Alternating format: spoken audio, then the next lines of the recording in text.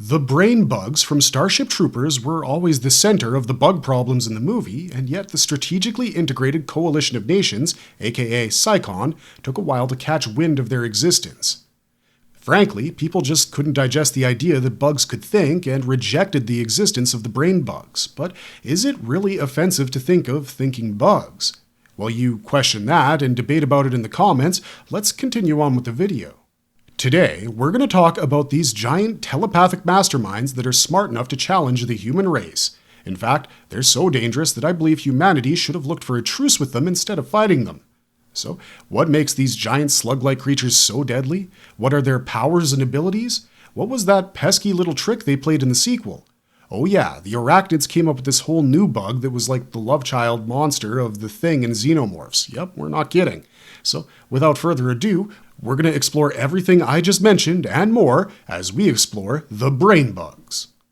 Before we get into our explanation, we have a very small request. If you like our content, please support us by subscribing to the channel. It's a small click for you, but for us, it means a lot. Thank you. Let's begin.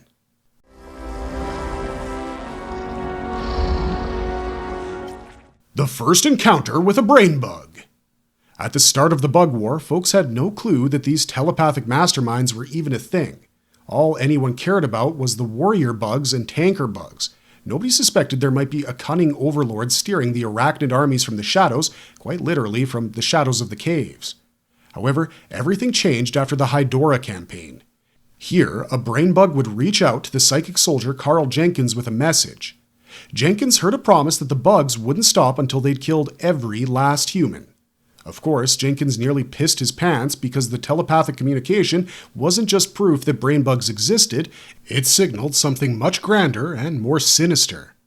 You see, that telepathic broadcast highlighted the fact that this war between bugs and humans wasn't some territorial spat. It was a full-on battle between the species. While humanity didn't see it as an attempt to genocide, the bugs clearly did. And that, my friends, was a terrifying truth. Now, humanity had a real fight on its hands. Not long after that telepathic threat, the same brain bug on Hydora went on a killing spree. It knocked off a bunch of mobile infantry troopers by sucking out their brains, then feasting on their knowledge, their memories, and their strategies, quite literally. Now that we think of it, isn't it fascinating that our brains, that pulpy mass, can hold memories and enable us to think? It's fascinating stuff, really. Anyways, I digress. Armed with new intel, the brain bug sets a trap for Gene Razak's Roughnecks. Once it had them cornered, the creature tried to leech secrets from Johnny Rico's mind. Luckily, another MI unit led by Carl Jenkins picked up on the trouble through a wounded trooper's hazy memories. They launched an assault on the brain bug's hiding place. Feeling cornered, the brain bug tampered with Rico's power suit to kill him, then launched a powerful psychic wave to stun the Roughnecks. Jenkins retaliated with his own telepathic might. In a fierce mental battle, he ripped the brain bug's mind apart. Dying, the brain bug rasped a final threat. It wasn't an only child. Dozens more brain bugs lurked out there, waiting to strike. That last psychic shriek obviously disturbed everyone. Once the creature's hold over the bug nest broke, the Arachnids turned on one another, no longer unified under that brain bug's telepathic umbrella. With the nest in chaos, the surviving mobile infantry hurried off-planet and breathed the shaky sigh of relief. Now, this all seems pretty similar to how the Xenomorphs from the Alien franchise behave. You see, in the comic titled Aliens Genocide, the Queen Mother is kidnapped by humans, and in her absence, all the Xenos on their home planet, Xenomorph Prime, lose their shit. In fact, they start hacking each other to death. Needless to say, they all behaved themselves because the Queen Mother kept them under her control, but with her gone, they went berserk. The exact same thing happened with the Starship Trooper bugs. The brain bug on Tophet. Later, a different brain bug appeared on Tophet. By then, the bugs had enslaved the local Skinnies population. Skinnies were basically the indigenous race of humanoid aliens who initially sided with the bugs, but later affected and joined the humans. The brain bug there relied on control bugs to keep the Skinnies in line.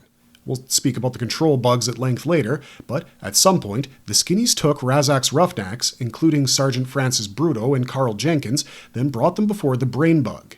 Of course, this telepathic fiend wanted their knowledge, so it tried to bore into their skulls. Bruto and Jenkins fought back by grabbing the Skinny's shock sticks and firing pure electricity into the brain bug. The jolt fried it right on the spot.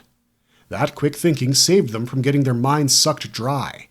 Anyway, word spread that a brain bug might be hiding on Tesca Nemorosa too, but that turned out to be bogus. The Roughnecks discovered a hive of nurser bugs pumping out mutated variations of the Arachnid strain, no brain bug in sight. So, Tesca Nemorosa was more about bizarre new bug hybrids, not some telepathic overlord. How are the brain bugs the most important link in the chain? Still, the biggest worry for the mobile infantry is the brain bug's massive role in the Arachnid chain of command. There's often only one brain bug in a colony, and it calls the shots for the entire swarm. It relays orders via telepathy, pushing warrior bugs, hoppers, and tankers to fight as one, again similar to xenomorphs. Knock out the brain bug, and the rest of the colony goes into a self-annihilating state of chaos. With the top mind gone, the Arachnids devolve into disorganized madness, sometimes even killing each other because they lose that guiding signal. On a strategic level, that means the brain bug is a prime target for the mobile infantry. Take it down and you can save countless troopers from a drawn-out ground war. In terms of looks, the brain bug isn't built for speed or stealth. It appears as an oversized blob of flesh measuring around 5 meters long and 3 meters wide. It has trouble moving because of its build and mass. Other bugs often drag it around if they need to relocate, or it might burrow into a nest chamber where it stays put and orchestrates entire campaigns. It's far from defenseless, though. Its telepathic powers can tear through unprepared minds. Sometimes it blasts mental shockwaves at squads of troopers. If that fails, it extends a spiky proboscis from its mouth to pierce an enemy's skull and slurp out their brain. By absorbing that fresh knowledge, the bug upgrades the entire hive mind. It learns new tactics, new technology, and the location of Psychon bases. That stolen intel can lead to catastrophic ambushes or infiltration attempts. Since the entire swarm relies on telepathy, one spark of stolen intel can spread far. If a brain bug ever caught a high-ranking officer, imagine how catastrophic that would be.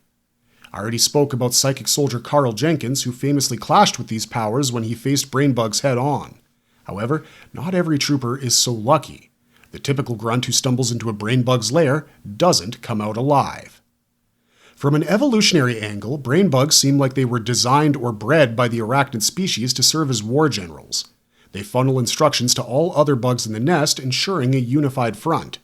Thanks to that telepathy, soldier bugs can coordinate with insane precision, forming elaborate traps and mass attacks. They're not just single-minded brutes. Under a brain bug's direction, an arachnid colony adapts to the enemy's strategies and secrets. It might strike supply routes, sabotage outposts, or lure unsuspecting troopers into kill zones. Because the brain bugs thirst for knowledge, they show no mercy to captured prisoners.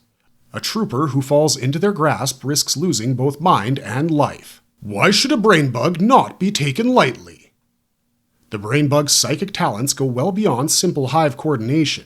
It uses telepathy as a weapon, so much so that its psychic blasts can put entire squads in mortal danger. If we imagine a normal soldier hearing an ear-splitting screech in their head, we get the idea: confusion, pain, and nosebleeds that hamper the entire unit. Many times, the troopers have no real defense, especially if they're not psychic themselves. Some collapse in agony, which leaves them as easy prey for warrior bugs. On top of that, each brain bug is smart and tactical enough to pull off manipulation tactics, like injuring a single trooper to draw in reinforcements, then ambushing all of them at once. That telepathic link also serves as a rallying cry. The brain bug can boost morale for every bug in range. If a bug is found in a state of fear or confusion, the brain bug can snap it out of such states. In other words, if arachnids are stunned, shaken, or just turned around, the brain bug's mental push resets them, fueling them for a renewed and rejuvenated assault on the humans. The real horror of meeting a brain bug is that it often outsmarts or outthinks you. Warrior bugs might rush forward as distractions, letting the brain bug line up a mental barrage. If you're unlucky enough to get caught alone, your brain might be next on its menu. Soldiers who have survived that ordeal describe a sensation of their thoughts being peeled away, like the bug rummages inside their mind. It's a fate many find worse than a normal battlefield death. That's why squads with intel on a possible brain bug hideout keep a safe distance. They set up heavy weapons, call for artillery, and bring in psychic operatives like Jenkins. Additionally, capturing a brain bug alive is the Starship Trooper equivalent of moving a mountain. Psychon has always tried to get intel on the bug homeworld or unravel the bigger strategy behind the Arachnid expansion, but live capture means dealing with the creature's mental assaults. You might try sedative gas or containment fields, though the success rate is iffy. If it senses the attempt, the brain bug might lash out telepathically or instruct every bug in the nest to swarm your location. Not many squads survive that. More often, troopers prefer to kill the brain bug first and worry about intel later. The brain bug species has likely existed for centuries and has likely guided the Arachnid empire across different worlds. If the Arachnids ever unleash multiple brain bugs in a single campaign, humankind's troubles might double. Those brain bugs could share mental tasks and control bigger swarms or strike multiple fronts at once. We've also seen how brain bugs adapt. If one is pinned down on a planet with certain environmental hazards, it might find ways to manipulate local species like it did with the skinnies on Tophet. On a watery planet, a brain bug might spawn specialized aquatic defenders or nest near deep underwater caves. On a desert planet, it could commandeer tanker bugs that thrive in the scorching heat. Each new environment poses a fresh challenge. In the Starship Troopers games, the brain bug doesn't rely on typical eyesight, so troopers can't hide easily. If you try sneaking around corners, it'll sense your presence anyway. Then there's the Psylash attack. That's a laser-focused beam of mental torment that can bypass normal armor and energy shields. Victims bleed from their eyes, ears, and nose, and they might die from an internal hemorrhage. Another trick is the Wave of Horror, a widespread jolt of fear that rattles entire units. Those mental attacks cost the brain bug a bit of stamina each time, so it doesn't spam them without limit. Now let's talk about the control bugs and how they came into existence. You see, in the Starship Troopers sequel, that is the 2004 movie Starship Troopers 2, Hero of the Federation, the brain bugs realized that they needed to up their game. I mean, despite having the numbers and a knack for killing, the bugs were weaponless and had no technology at their disposal. So what did they do? The brain bugs came up with a solution. Control the humans themselves, and that's where the control bugs come into the picture. Control bugs, a different kind of brain bug. The control bug proved just how devious the Arachnids could be. This terrifying creature targeted human hosts to take over their bodies and turn them into meat puppets for the hive's grand schemes. One day, you're thinking you're safe behind a fortress wall. Next day, you're part of the enemy, watching your own squad through someone else's eyes. In the Starship Troopers sequel, a handful of troopers end up holed up in an outpost after a disastrous retreat from bug territory. They're battered, exhausted, and expecting another run-of-the-mill assault from big-clawed Arachnids. But as it turns out, the real threat is already inside. These new quote-unquote brainy bugs slip inside a trooper's mouth, hijack their nervous system, and puppet the poor human from the inside out. Before the survivors even realize what's happening, half of their own people are hosts to these alien parasites plotting to move up the Federation's chain of command. First sign of trouble. We see the Federation soldiers pinned down by Arachnids. Surrounded and outgunned, they flee to an abandoned fort. The moment they lock themselves inside, they assume the worst is over because they would now be able to call in for help. Additionally, this place has these old defenses like electrified fences and a few random shock weapons. Yet, not all the troopers arrive together. Some come in later, claiming they were separated during the skirmish. Everyone's suspicious, but the general, who outranks them all, vouches for these newcomers. The group soon notices odd behavior from these rescued soldiers. One devours sugar cubes like candy, another complains about never sleeping, a third lurks in corners with blackened fingers. At first, the rest blame it on stress or shell shock, but the real reason is far more dangerous. Each of these weird behaviors is because of a control bug nesting inside their human host. The control bug's purpose. This new bug variety is a big leap from the typical brain bug or warrior bug. The brain bugs can swallow your brains for knowledge, but they're huge, slow, and not exactly portable. Meanwhile, the standard soldier bugs handle frontline combat. That leaves infiltration missions as a challenge, until of course the control bug came into the picture. This little beast can enter your body, replace your spine, hijack your mind, and use you like a puppet. Humans rely heavily on chain-of-command systems. If you want to cripple Earth's defenses, you can't just kill the soldiers over and over. You need to strike at the leadership, the higher echelon, the generals and leaders. Humanity's own brain bugs, if you will. Now, the Federation might have powerful weapons, but how do you fight an enemy that slips right into your ranks wearing your buddy's face? That's the control bug's primary tactic, to use subversion rather than brute force. Physical entry and early symptoms. We see the control bug enter a human host through the mouth. It crawls straight down their throat, likely slicing into their spinal cord or the base of their skull. Troopers often collapse the second this happens. They might cough up blood, spasm, or pass out from the shock. Some remain unconscious long enough for the parasite to complete the initial takeover. By the time the victim wakes up, the bug has partial or full control of bodily functions. The host's eyes might turn bloodshot, or their skin might show weird blemishes from poor circulation. Fingertips begin to darken and lose blood supply. The host will explain it away as a burn or a war injury, but we know that's far from the truth. Once inside the unfortunate human host, the bug attaches itself to the spinal region.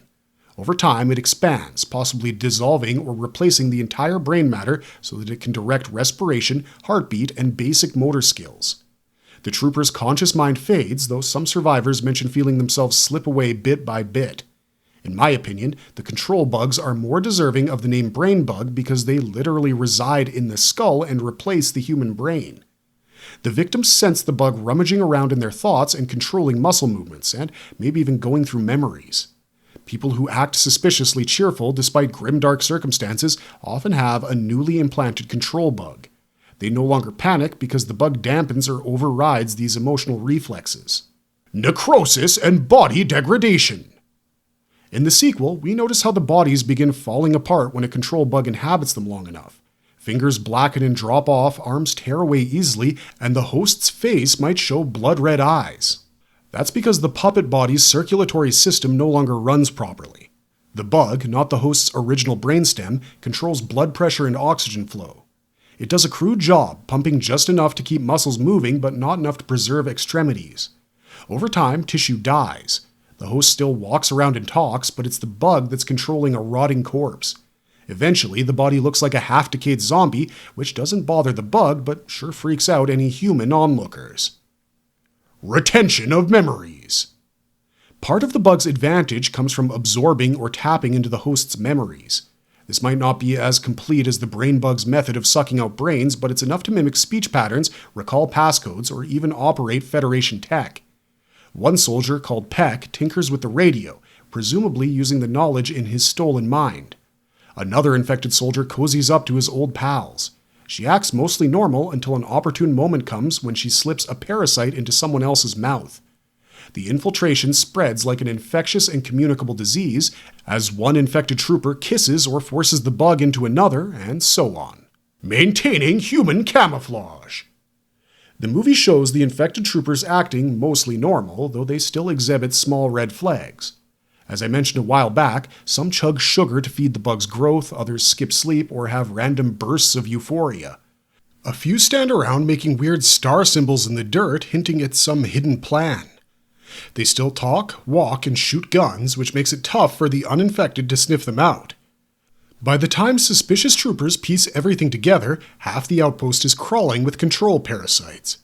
It was pretty bad for the humans that the general ends up infected. That's precisely the control bug's mission. Get inside top brass, manipulate orders, then invite a brain bug to Earth's doorstep. The Arachnids can't just waltz through space to bombard Earth, but if they have a general on their side, they can pull Federation resources away from real threats, sabotage defenses, and open gates. Gates of horror, death, and destruction. Stages of control bug development and its biology. 1. Initial infection. The bug is small, and it scuttles into the victim's mouth, pierces the throat, and knocks them unconscious.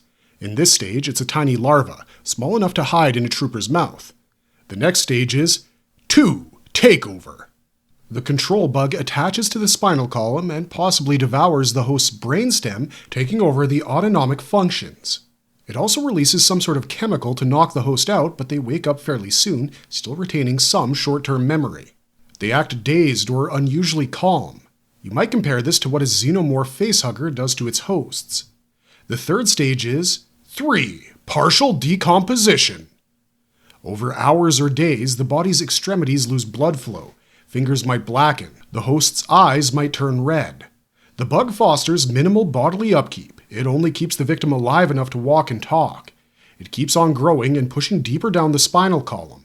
Then comes the 4. Mature stage. The control bug occupies most of the torso-spine region, making it possible to reproduce. Infected hosts can pass smaller parasitic larvae onto new victims. Once mature, the control bug can produce new larvae to spread the infection. And lastly, we have the 5. Advanced decay. If enough time passes, the body literally falls apart. The bug relies on minimal nerve connections to keep it moving. It can pop off arms or let its host limp around in a half-rotten state until it finds a better infiltration route or is destroyed. The control bug eventually exits the meat puppet or tries a desperate infiltration of a new victim. How can one fight a control bug? The most efficient tactic to bring down a control bug is using high heat or electricity. We see the troopers use electric fences to fry arachnids. While the sequel doesn't show control bugs frying en masse, it's implied that intense heat or energy can kill them inside a host. One soldier microwaves a bug that tries to escape, blowing it up. If you're unfortunate enough to have become infected and need some time to blow things up before the bug takes over completely, you can totally go for the good old adrenaline rush. The sergeant injects herself with a big dose of adrenaline to regain partial control after infection. This means that there's a short window where the bug's sedation chemicals can be overcome by a surge of stimulants. The sergeant fights off her would-be hive mates long enough to save Captain Dax, the movie's main hero. Psychics were a major part of the movie, much like a Judge Dredd comic book, so if you've got the psychic detection ability, you're good to go, almost. A trooper with strong psychic abilities might sense the intrusion. Sahara has fleeting visions that help her spot infected troopers. Lieutenant Dill experiences glimpses of the overall plan, but doesn't catch on fast enough to stop the infiltration. Lastly, you won't survive, but if the bug fails to maintain a stable internal environment, the host body decays. That ticking clock forces the parasite to work quickly, find more hosts, or aim for a bigger escape plan. Marvelous verdict! Brain bug versus control bug. Which one's deadlier for humanity? Starship Troopers has always been understated and oversimplified by many as waves of rampaging arachnids. Well, it's that for some part. There's several insanely intelligent bugs. The brain bug and the control bug are two of the greatest examples. One has a knack for telepathy and mind blasts, while the other sneaks into your body and puppets you from within. So, which is the bigger nightmare for humanity? First up, the brain bug. This bulbous overlord lives pretty much at the center of each colony and feeds on fresh brains to learn troop movements, weaknesses, and advanced strategies. Wipe it out and the entire swarm scrambles like headless chickens. Let it live and you risk a calculated adaptive onslaught that upgrades with every mind consumed. Killing a brain bug often means saving thousands, even millions of lives. Nothing else gives more meaning to the phrase cut off the head and the body dies. Then there's the control bug, an even trickier form of arachnid. Instead of blasting you from afar, it slides right under your nose, literally. Once inside, it slowly corrupts your body and mind, using you as its personal disguise. Before long, your teammates might hear you talk, but it's the bug pulling the strings. It hunts for strategic power, infiltration, and panic. The worst part? You might feel every second of that takeover, powerless to fight back. Which one is deadlier? In the end, both pose massive threats. Brain bugs keep the arachnids unified, unstoppable, and ever-evolving. Control bugs turn our own ranks into traitors. Neither approach is pretty, and if the Federation hopes to survive, it must be ready to outsmart the brain bug's psychic blasts as well as flush out any sneaky control bugs before they leave our forces as hollowed-out husks. But of course, our marvelous money would be on the brain bug when it comes to who's the bigger bad guy for the Earthlings. After all, where do you think the control bug came from? But that's just our take on it. We want to hear what you think in the comments down below. That's all for today, but if you liked our content, don't forget to leave a like and subscribe to us if you haven't already. Thanks for watching, stay safe out there, and have a marvelous day.